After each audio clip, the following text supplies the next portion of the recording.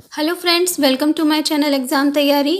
ये science pedagogy का second practice set है। इससे पहले मैंने एक बनाया, आप उसे देख लीजिएगा और इसे मेरे साथ कीजिएगा। आप आंसर को बताइएगा।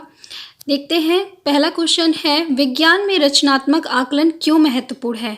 Y is formative assessment important in science? तो रचनात्मक आकलन आप सबको पता है क्या है, तो क्यों ज़रूरी है विज्ञान में? पहला ऑप्शन है ये लेना आसान है। दूसरा है ये शिक्षार्थियों में वैज्ञानिक दृष्टिकोण के विकास में सहायक है। तीसरा है ये निदानात्मक है। या चौथा है ये विज्ञान को अच्छे प्रकार से समझने में सहायक है। तो बताइए क्या होगा इसका आंसर। फॉर्मेटिव असेसमेंट क्या होता है, इसके लिए आपको पता होना चाहिए। देखिए, फॉर्मेटिव असेसमेंट क्या होता है, जिसमें हम जब कुछ भी पढ़ाते हैं बच्चों को तो हम तुरंत से देखते हैं कि बच्चे ने उस कॉन्सेप्ट को समझा है कि नहीं, और अगर हम देखते हैं कि नहीं समझा तो हम उसको फिर से पढ़ाते हैं। तो शॉर्ट टर्म में हम इसको लेते हैं, ठीक है। तो जो हमारा ऑप्शन थर्ड है ये है निदानात्मक है, ये सही है। क्योंकि हम क्या करते हैं, डायग्नोसिस करते हैं इनके थ्रू कि हमने जो पढ़ाया वो बच्चे ने समझा कि नहीं, या हम एज अ टीचर देखते हैं कि हमारी टीचिंग सही है कि नहीं, हम जिस मेथड को यूज़ कर रहे हैं वो बच्चे को सही से समझने में हेल्प कर रहा है कि नहीं। तो ये निदान करने के लिए इस्तेमाल किया जाता है, ठीक है। तो ऑप्शन थर्ड हमारा सही होगा। नेक्स्ट क्वेश्चन है, NCF 2005 के अनुसार अच्छी विज्ञान शिक्षा जीवन के प्रति सत्य होती है, इसका क्या अर्थ है? यानी NCF 2005 क्या बोलता है कि good science education is true to life, इसका क्या मतलब है? पहला ऑप्शन है विज्ञान बालक को कार्य की दुनिया में प्रवेश हेतु तैयार करे। दूसरा, विज्ञान बालक को अर्थपूर्ण ढंग से व्यस्त करने में सक्षम हो। तीसरा, विज्ञान बालक को वैज्ञानिक ज्ञान अर्जित करने की प्रक्रिया को सीखने लायक बनाए। या चौथा, विज्ञान आसान जीवन व्यतीत करने में सहायक हो। तो आपको यहाँ बताना है कि अच्छी विज्ञान शिक्षा जो है वो जीवन के प्रति सत्य है, ये इसका क्या मतलब है। तो देखिए, हम विज्ञान को क्यों पढ़ाना चाह रहे हैं? हम ये पढ़ाना चाह रहे हैं कि बच्चा जो है उसका जो प्रवेश है, उसका जो वातावरण है, उसकी जो दुनिया है, उसमें क्या है वो समझ पाए कि उसके चारों तरफ जो भी घटनाएं हो रही हैं वो विज्ञान से किस तरह से रिलेटेड हैं, है ना, विज्ञान से किस तरह से जुड़ी हुई हैं। तो हमारा जो पहला ऑप्शन है, विज्ञान बालक को कार्य की दुनिया में प्रवेश हेतु तैयार करे, यानी science should prepare the child to the world of work. तो ये हमारा ऑप्शन सही है और NCF यही बात बोलता है कि विज्ञान दृष्टिकोण को हम बच्चों में जो है बनाएं। नेक्स्ट क्वेश्चन है, एक शिक्षक के नाते निम्नलिखित में से किसे आप शिक्षण में वैज्ञानिक विधा के लिए सबसे उपयुक्त समझते हैं? एक शिक्षण में किस वैज्ञानिक विधा यानी कौन सी वैज्ञानिक अप्रोच है जिसको आप सबसे ज़्यादा उपयुक्त मानेंगे? पहला है शिक्षार्थी को कक्षा में अवधारणाओं को स्पष्ट करना। दूसरा, अवधारणाओं के शिक्षण हेतु तकनीकी का प्रयोग देखना। तीसरा, शिक्षार्थी को परियोजनाएं देना। या चौथा, अवधारणाओं से संबंधित गतिविधियों को शिक्षार्थियों से कराना। तो बताइए क्या होगा इसका आंसर। ये टॉपिक तो मैंने आपको पढ़ा भी दिया अप्रोच के बारे में। अप्रोच क्या है, इंटीग्रेटेड अप्रोच क्या है। तो देखिए, यहाँ पे ये पूछा गया है कि विच one of the following do you find most appropriate, ठीक है, साइंटिफिक अप्रोच, सबसे ज़्यादा एप्रोप्रिएट देखना। तो जहाँ भी ये वर्ड आता है कि सबसे ज़्यादा या सबसे कम, तो आप उस समय समझ जाइए कि बाकी जो ऑप्शन है वो भी सही हैं, लेकिन यहाँ पे हमें सबसे ज़्यादा जो ऑप्शन सटीक बैठ रहा है वो उस पर ध्यान देना है और वही हमारा सबसे सही आंसर होगा। तो यहाँ पे जो फोर्थ ऑप्शन है कि अवधारणाओं से संबंधित गतिविधियों को शिक्षार्थियों से कराना, यानी हम बच्चों से एक्टिविटी करवाएं, तब वो सबसे अच्छी बेस्ट अप्रोच होगी कि बच्चा किसी भी चीज़ को सीखेगा। जैसे थर्ड में बोल रहा है प्रोजेक्ट बनवा लें हम या टेक्नोलॉजी का यूज़ कर लें, ये सब चीज़ें नहीं, या क्लेरिफाई करें कॉन्सेप्ट को, सबसे बेस्ट है हैंड ऑन एक्टिविटीज़। तो हमारा फोर्थ ऑप्शन जो है वो सही होगा। मैंने आपको स्पेशली एक वीडियो भी बताया हैंड ऑन एक्टिविटीज़ पे, आप देख लीजिएगा उसे। नेक्स्ट क्वेश्चन है, विद्यालय में विज्ञान मेले का आयोजन क्यों किया जाता है? यानी स्कूल में क्या होता है कि साइंस फेयर्स लगाए जाते हैं, एग्जीबिशन वगैरह लगवाई जाती हैं, वो क्यों करा जाता है? ऑप्शन पहला है शिक्षार्थियों को विज्ञान में उच्च शिक्षा के लिए तैयार करने के लिए। दूसरा, शिक्षार्थियों को उनकी परीक्षा में अच्छे अंक प्राप्त करने में सहायता करने के लिए। तीसरा, शिक्षार्थियों में विज्ञान में सृजन एवं प्रयोग करने की क्षमता का विकास करने के लिए। और चौथा है शिक्षार्थियों का उनके प्रदर्शन के आधार पर मूल्यांकन करने के लिए। तो बताइए कौन सा इसका आंसर सही होगा। ये भी मैं आपको पढ़ा चुकी हूँ, इस टॉपिक से रिलेटेड भी। ये स्टार्टिंग के जो 4 टॉपिक हैं वो बहुत इंपॉर्टेंट है, ठीक है, उससे बहुत प्रश्न आते हैं। यहाँ पे जो हमारा सही आंसर होगा वो होगा हमारा ऑप्शन नंबर 3, क्योंकि वहाँ पे क्या बात बोली गई है कि हम फेयर्स यानी कि विज्ञान के जो मेले हैं वो क्यों लगवाते हैं, क्योंकि उसमें क्या होगा, मेले में क्या होगा, बच्चे मॉडल्स बना के लाएंगे, चार्ट पेपर बना के लाएंगे, चीज़ें तैयार करके लाएंगे अपने हाथों से। तो वहाँ वो क्या करेगा, वो बच्चों को क्रिएटिव बनाएगा, ठीक है।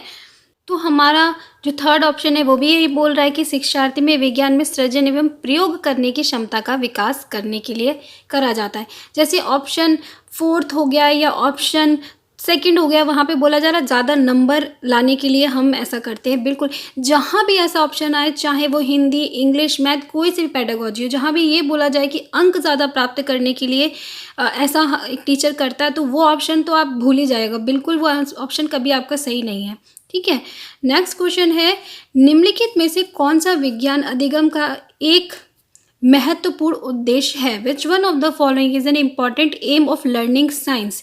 यानी कि महत्वपूर्ण उद्देश्य की बात की गई है, ठीक है। महत्वपूर्ण यहाँ पे कीवर्ड है आपका। पहला है विज्ञान का ज्ञान अर्जित करना, दूसरा है विज्ञान की विषय वस्तु की जानकारी एकत्रित करना, तीसरा है अध्ययनकर्ता में ईमानदारी, अखंडता और सहयोग के मूल्यांकन की प्राप्ति, और चौथा है अपने सहपाठियों को विज्ञान का ज्ञान अर्जित करने में सहायता करना। अब यहाँ पे क्या लग रहा होगा आपको सारे ऑप्शन सही लग रहे होंगे कि भाई ये सारे ही विज्ञान के उद्देश्य हैं, मैंने आपको पढ़ाया भी है। लेकिन यहाँ पे क्या बात पूछी गई है, महत्वपूर्ण उद्देश्य क्या है। देखिए क्वेश्चन को ऐसे ही सॉल्व किया जाता है। आप पूछते ना ट्रिक कैसे है, तो यही ट्रिक होती है कि क्वेश्चन को आप सबसे पहले अच्छे से ध्यान से पढ़ो। तो बताओ क्या होगा यहाँ पे, सबसे ज़्यादा महत्वपूर्ण उद्देश्य क्या है। हमारा ऑप्शन 3, अध्ययनकर्ता में ईमानदारी, अखंडता और सहयोग के मूल्यों की प्राप्ति। क्योंकि इसमें तो तीनों चीज़ें आगे, जैसे ऑप्शन में 4th में क्या बोल रहा है कि सहायता करना, तो सहयोग यहाँ भी आ रहा है, ईमानदारी बहुत ज़्यादा ज़रूरी और अखंडता बहुत ज़्यादा ज़रूरी। तो ये ऑप्शन सबसे महत्वपूर्ण उद्देश्य है विज्ञान का।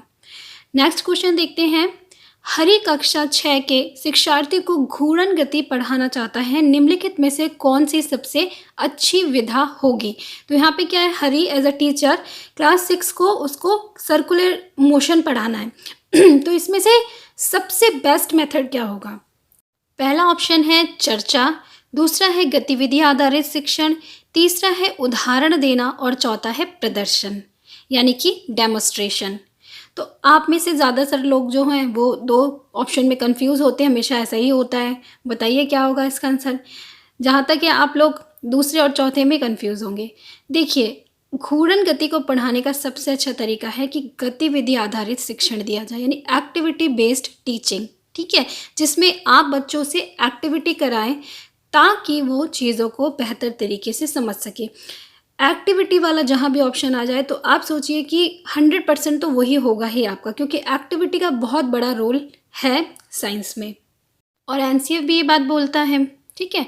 नेक्स्ट क्वेश्चन देखते हैं, निम्नलिखित में से कौन सा वैज्ञानिक दृष्टिकोण का गुण नहीं है, यानी कि विच one of the following is not a quality of scientific attitude. यानी आप नहीं बोलोगे कि सामने वाले में वैज्ञानिक दृष्टिकोण है, नहीं, यहाँ पे मतलब हाईलाइट भी किया गया है क्योंकि बच्चे कई बार ध्यान नहीं देते, इसलिए अब जो है हाईलाइट करके अंडरलाइन करके आने लगा है। तो पहला ऑप्शन है खुला मस्तिष्क, दूसरा है अधिक सीखने की उत्सुकता, तीसरा है समस्याओं के प्रति व्यवहार में वस्तुनिष्ठता और चौथा है कठिन कार्य। तो बताइए क्या होगा इसका आंसर। नहीं बोला गया, इस बात पे आप गौर कीजिएगा। तो देखिए पहला ऑप्शन जो है हमारा खुला मस्तिष्क, ओपन माइंडनेस होनी चाहिए, दूसरा है बच्चे में क्यूरियोसिटी भी होनी चाहिए और तीसरा है कि वस्तुनिष्ठता। ये सारे मैंने आपको गुण पढ़ाए हैं। चौथा ऑप्शन हमारा सही है कठिन कार्य, क्योंकि ये नहीं होना चाहिए कि कठिन कार्य होना कोई साइंटिफिक एटीट्यूड नहीं है, ठीक है। नेक्स्ट क्वेश्चन है, निम्नलिखित में से कौन सा विज्ञान में अनुरूपता विधि का एक चरण है। एनालॉग स्ट्रेटजी का एक चरण स्टेप है, ये आप अभी पढ़े ही नहीं है आपने, तो मैं आगे पढ़ाऊंगी आपको। पहला ऑप्शन है समानताओं का चित्रण, दूसरा है अमूर्तता का प्रस्तुतिकरण, तीसरा है अवधारणाओं को एक दूसरे से जोड़ना या चौथा है उपयोग। तो यहाँ पे जो सही आंसर होगा आप लोग लगा लीजिए अपने हिसाब से। तो पहला जो है हमारा वो सही आंसर है समानताओं का चित्रण। यानी अनुरूपता विधि जो होती है उसमें हम बाकी सारी चीज़ें करते हैं, हम समानताओं का चित्रण यानी मैप सिमिलरिटीज़ जो है वो नहीं करते हैं। ठीक है, नेक्स्ट क्वेश्चन देखते हैं। नेक्स्ट क्वेश्चन है निम्नलिखित में से कौन सा समस्या समाधान विधि का एक चरण नहीं है। देखिए यहाँ पे फिर बात आ गई नहीं है, और किसका, समस्या समाधान विधि यानी कि प्रॉब्लम सॉल्विंग अप्रोच। इससे पहले भी आप पढ़ चुके होंगे और अदर दूसरे जो सब्जेक्ट है उनमें भी आपने पढ़ा होगा। तो कौन सा चरण नहीं है, पहला है स्थिति की कल्पना करना, दूसरा है समाधान का प्रयास करना, तीसरा है निष्कर्ष निकालना और चौथा है अवलोकन यानी ऑब्जर्वेशन। बताइए कौन सा इनमें से जो है प्रॉब्लम सॉल्विंग अप्रोच का चरण नहीं है, स्टेप नहीं है। हमारा जो फोर्थ आंसर है अवलोकन, ये हमारा सही आंसर है।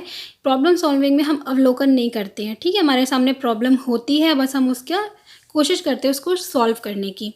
नेक्स्ट क्वेश्चन है विज्ञान के मूल्यांकन में सतत एवं समग्र मूल्यांकन का अर्थ है। यानी कि विज्ञान में क्या बोलती है, एनसीएफ क्या बोलती है कि हमें सीसीई यानी कि कंटिन्यूस एंड कॉम्प्रिहेंसिव एवोल्यूशन करना है बच्चों का, है ना। तो वो उसका मतलब क्या है, विज्ञान में क्या मतलब है उससे। पहला है अंतिम एवं रचनात्मक मूल्यांकन, दूसरा है अधिक आवर्तित जांच एवं परीक्षा, तीसरा है अधिगम के आकलन हेतु सामान्य गतिविधियां और अभ्यास, और चौथा है विज्ञान के सभी पहलुओं का मूल्यांकन।